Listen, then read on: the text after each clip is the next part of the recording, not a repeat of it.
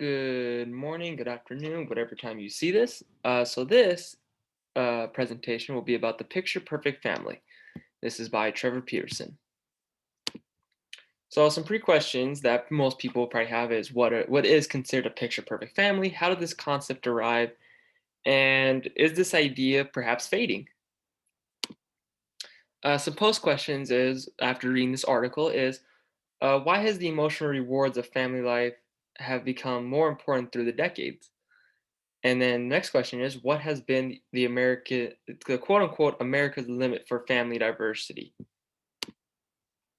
So in terms, the picture perfect family is that doesn't really exist in that sense.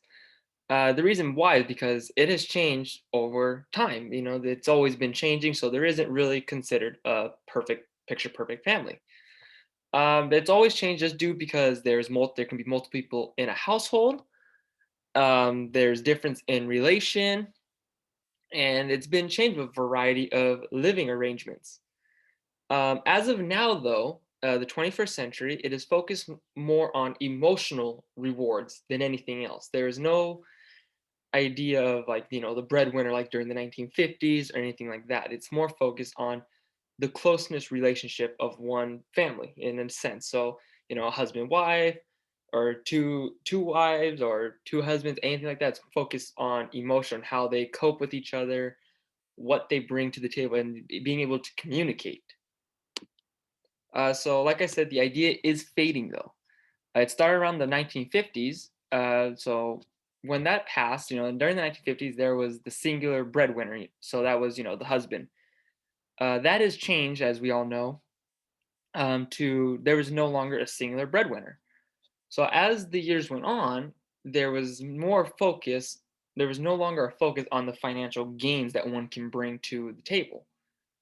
So like I said, emotional status is focus as the typical living. So in a sense, during today's time, the typical living is emotional status and how close one is to their significant other. So for quizzes, we have: is there such thing as a picture perfect family? The answer is false. Is there such thing as the typical family? False. And then what has become the focus of the typical family of the 21st century? And that is emotional status. And have there been tolerance limitations to family diversity today? And yes, because there are many people who still believe that there shouldn't be a union of same-sex couples. So for the activity I came up with is very simple. You will look at these four pictures, and I want you to simply look at them and decide which one would be considered for a 21st century idea. So I'll let you look at that for a quick moment and decide which ones you believe fit the description. Okay, you locked your answers in.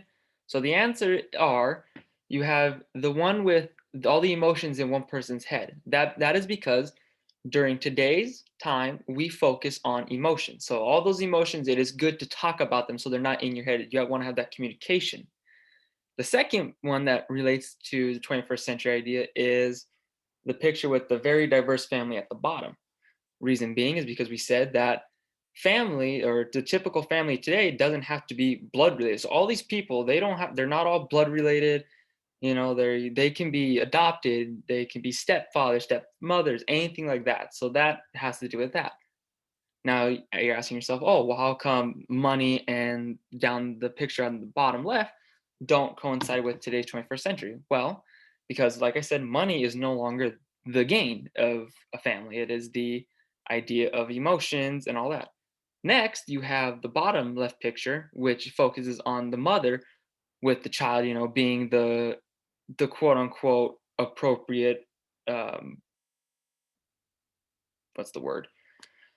Um Caring as the mother would be, with the child, while the husband right there, he's in his suit, his tie, he's on the phone and taking care of business. That is what is considered, the breadwinner from the 1950s. Now there are still families like that though. But typically the 21st century focuses on emotion and diversity and not blood relation. So there's your answers, and thank you so much.